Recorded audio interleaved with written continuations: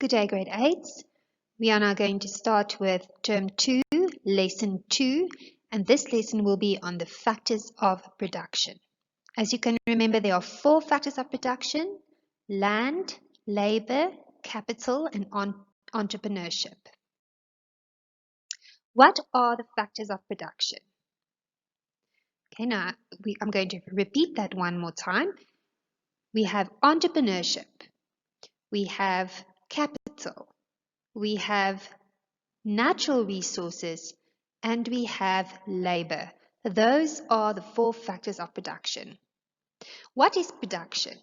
Production is the process of making goods and services.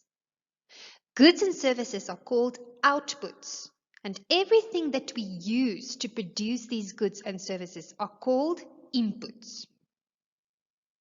So we have inputs, which are your 4 factors of production, and we use it in the process of production in order to create outputs.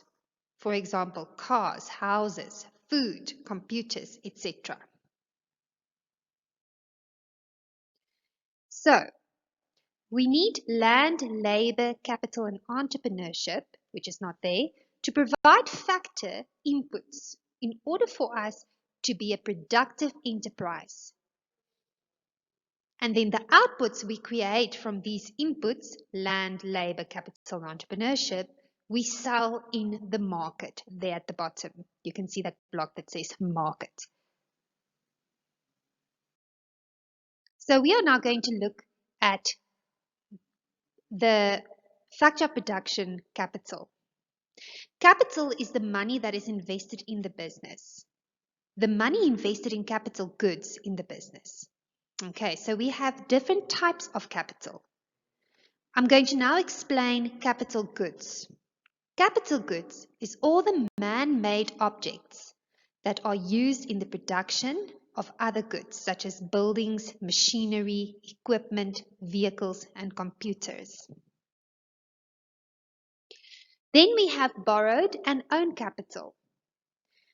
Now let's first look at what own capital is. When the owner invests money into the business, that money that the owner invested is known as own capital. So the owner invests money in the business. Why? Because he wants to make a profit. When the owner of the business does not have enough money to expand his business, he can choose to borrow money. So he can borrow money from banks, investors, other businesses, etc. And this money is known as borrowed capital.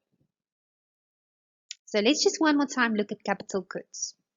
Capital goods are all the man-made objects that are used in the production of other goods. For example, machinery, buildings, and equipment. Something that's not listed here is also consumer goods. Consumer goods are the things that you buy in the store. That is the things that are put on the shelves of the shops. That is consumer goods. Okay, now let us look at labor. Labor are the people that work for your business. Okay, we have 2 different types of labor. We have physical labor. That is when you use your body to provide labor. And we have mental labor. This is when you use your brain. This is like an accountant, for instance. Then we also have unskilled, semi-skilled, and skilled labor. The business employs a variety of workers, and they have different skills and qualifications. If you look at unskilled labor, they do not require any training. Semi-skilled labor requires some education and training. Then we have skilled labor, and they usually require a degree, a diploma, or a certificate to perform the work. Then we have other types of classifications of labor.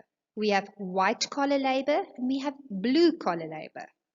A white-collar labor or worker is a worker who works in an office environment. Typically, they wear a white-collar shirt. A blue-collar worker is a worker who does physical work with their hands normally. And they normally work in a manufacturing organization. And they are usually seen wearing a blue overall.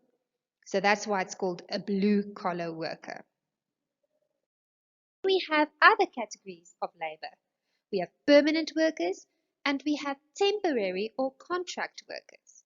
Permanent workers is when you are permanently employed, whereas temporary or contract workers only work for a specified period of time until the project is finished, or in order to, let's say somebody goes on maternity leave, then the person that will work in that person's place will be a temporary worker.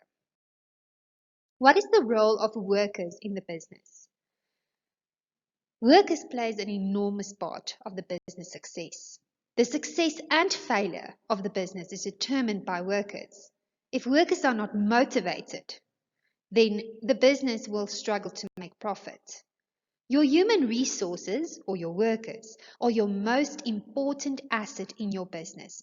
So you must make sure you treat them fairly and with respect, and that you pay them well. So now we're going to look at fair labor practices. We know that employees have rights. The 3 rights we're going to discuss now is that employees have the right to fair payment for their labor.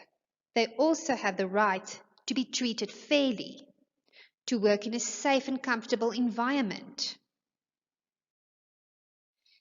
Therefore, the government has established an act to support workers' rights, and this act is called the Basic Conditions of Employment Act. So to remember it, it is just as the title says, it's the basic conditions under which you are employed. Legal actions can be taken if businesses do not adhere to this act. What are the rules mentioned according to the Basic Conditions of Employment Act? First, the Basic Conditions of Employment Act stipulates the length of working days and the number of hours that you must work. Whenever you are working over that time, you need to get overtime pay. The frequency and the length of lunch and rest breaks. After a certain amount of hours that you have been active in your work, you need to have an hour break. And this act stipulates that time. Working on Sundays, public holidays, etc., you need to get extra pay or double pay. And night shifts, you also need to be paid extra. Annual leave, sick leave, and maternity leave is also mentioned in the Basic Conditions of Employment Act. Usually workers have 21 consecutive days annual leave, and there's a certain rule with regards to sick leave, and maternity leave it's usually 4 months. The pay for workers are also mentioned in the Basic Conditions of Employment Act. We are now going to look at natural resources. Natural resources are the things provided by nature which people use to produce goods and services. It's like animal resources, crude oil, forest resources, precious metals, minerals and rocks, water resources, land resources, wind power and solar energy, and natural gases. If you are an entrepreneur and you want to start a business, you obviously need a building, and the building is built on a land. So that land will form part of your natural resources. Now we're going to look at entrepreneurship.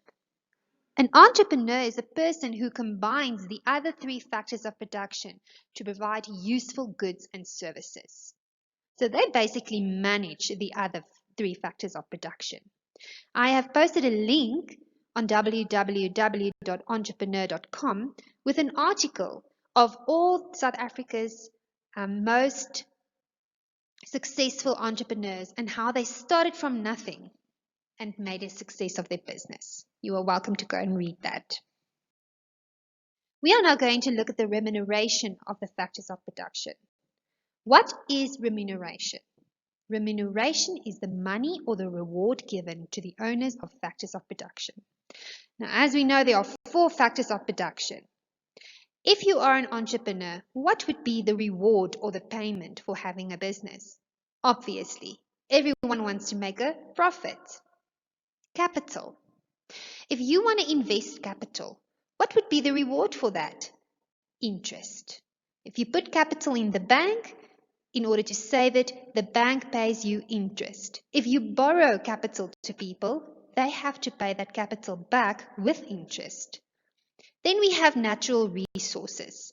If you want to use an office which is built on land, you need to pay rent. So rent is usually the natural resources remuneration or reward. Then labor. Why would you want to work somewhere? What is the reward or the payment that you receive? Salaries or wages? Now let us quickly look at those two aspects. Salaries are usually paid at the end of the month and it's usually deposited into your bank account. Whereas wages are paid weekly and it's usually cash.